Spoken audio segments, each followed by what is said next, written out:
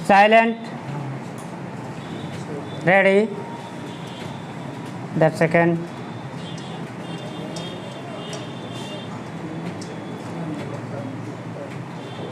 Start. महोदय, राष्ट्रपति के अभिभाषण में राष्ट्र की दशा का जो भी चित्रण किया गया है उसे देखकर भविष्य के बारे में जनता की मन में अच्छे जीवन की आशा उत्पन्न होना कठिन है। अभिभाषण में अधिक बल शासन ने अभी तक जो कुछ किया है उसकी ओर दिया गया है, जबकि यह सदन और राष्ट्र की जनता आज हमारे सामने जो संकट खड़े हैं उनका निराकरण किस प्रकार किया जाएगा, इसके संबंध में मार्गदर्शन की आशा करती थी। राष्ट्र जीवन के भिन्न भिन्न क्षेत्रों में सरकार द्वारा अपनाई गई नीतियों के जो परिणाम हुए हैं वे हमारे सामने हैं और मुझे यह देखकर बड़ा दुख हुआ है कि राष्ट्रपति महोदय के अभिभाषण में राष्ट्र की सुरक्षा के लिए, एकता के लिए जो नए नए संकट खड़े हो रहे हैं उनका कोई उल्लेख नहीं किया गया है। कुछ ही दिन हुए हमारी रक्षा मंत्री ने एक भाषण में कहा था कि भारत 100% सुरक्षित नहीं है। किसी देश का रक्षा मंत्री सार्वजनिक रूप से इस तरह के विचार व्यक्त करे तो यह प्रश्न स्वाभाविक रूप से खड़ा होता है कि राष्ट्र की सुरक्षा की ओर जो कि सर्वोपरि है ध्यान देने के लिए पूरा प्रयत्न क्यों नहीं किया गया। सभी जानते हैं कि सुरक्षा के लिए जो भी संकट है वह हमारे पड़ोसी से है और वह पड़ोसी आणविक शस्त्रों की मांग कर रहा है।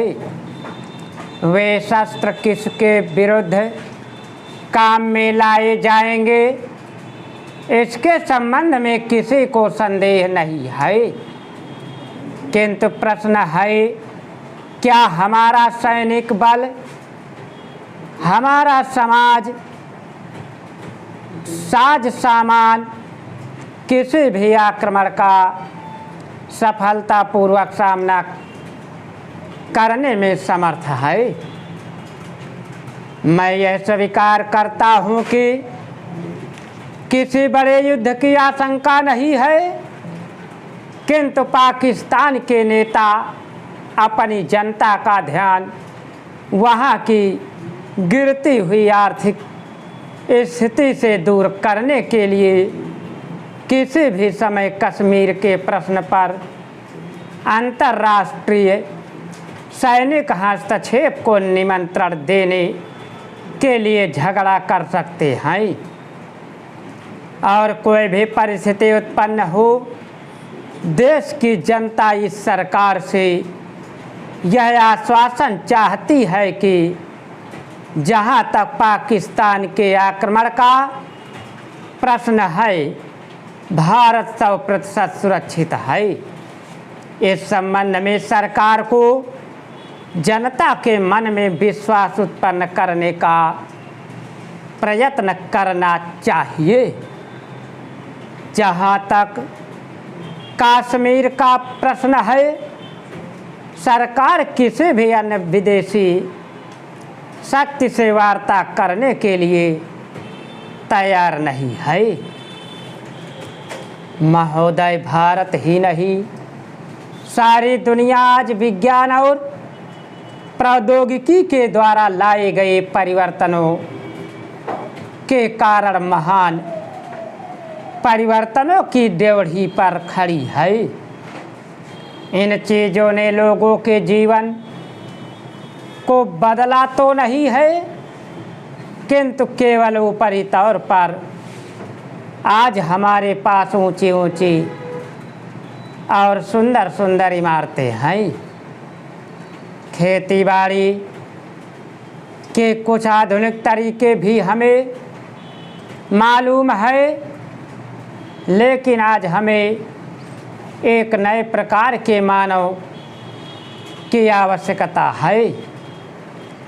ऐसा मानव जो विस्तारशील ज्ञान को वास्तविक उच्च जीवन के लिए उपयोग कर सके।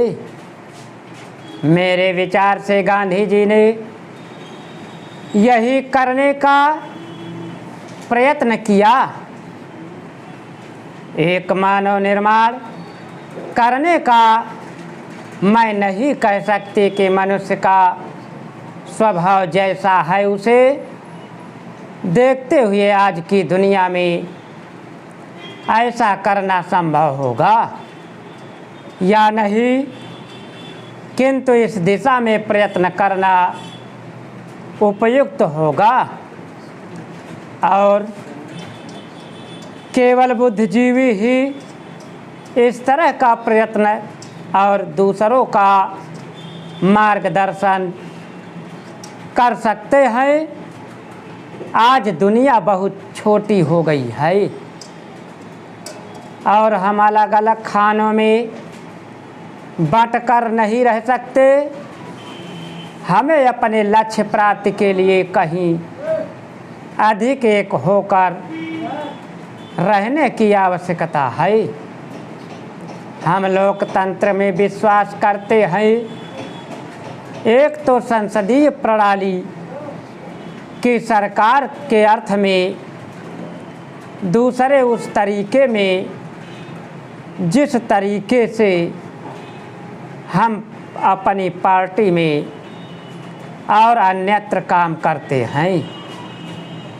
पर लोकतंत्र रूपी हमारा ताज़ा पानी कभी कभी जातिवाद, सांप्रदायिकता और सामाजिक रीति रिवाजों इत्यादि के सड़ते गड्ढों में बंद हो जाता है। आपके पास लोकतंत्र है, आपके पास वोट देने का अधिकार है, या आप अपने विचारों को खुलकर प्रकट कर सकते हैं। इन सब के तब तक कुछ अर्थ नहीं होते जब तक आप इस प्रक्रिया से सामाजिक जीवन में परिवर्तन की नई धाराएं उत्पन्न नहीं कर देते, जो हमारे लोगों के हर वर्ग और स्तर में समा जाए। प्रस्ताव पास कर देना बहुत सरल है, पर उसका कार्यान्वयन करना सरल नहीं। हम जानते हैं कि स्थिति या पद में कुछ लोगों का निहित स्वार्थ हो जाता है और कुछ एक का किन्हीं दूसरी चीज़ों में, लेकिन सबसे बड़ा निहित स्वार्थ है भय, जो जाना पहचाना है उसे परिवर्तित करने का भय। हम जानते हैं कि अमुक चीज़ बुरी है, फिर भी हम उसे परिवर्तित करने से डरते हैं। लेकिन आज हम इस तरह बड़े बड़े परिवर्तनों के बिना वास्तव में जीवित ही नहीं रह सकते। हम परिवर्तन लाएं कैसे? हम लोगों को इस बात का कैसे विश्वास दिलाया जाए कि परिवर्तन आवश्यक है? महोदय, पिछले कुछ वर्षों में सभी राजनीतिक दल किसी न किसी तरह से जनता से दूर हो गए हैं। आज हम और आप दोनों को अपनी जड़ों को फिर से जमाना होगा जनता से प्रेरणा लेनी होगी। हमें जनता की आकांक्षाओं, उसकी मांगों और उसकी आवश्यकताओं के अनुसार चलना होगा। अपने देश के विशाल आकार के कारण यह बहुत बड़ा काम है। स्टॉप। अगर तुम लोग नए हो तो सब्सक्राइब करो, वो जो लाल वाला बटन है उसके साथ सूर्य नमस्कार करो या फिर अनुलोम विलोम, मुझे नहीं पता, बस क्लिक हो जाना चाहिए।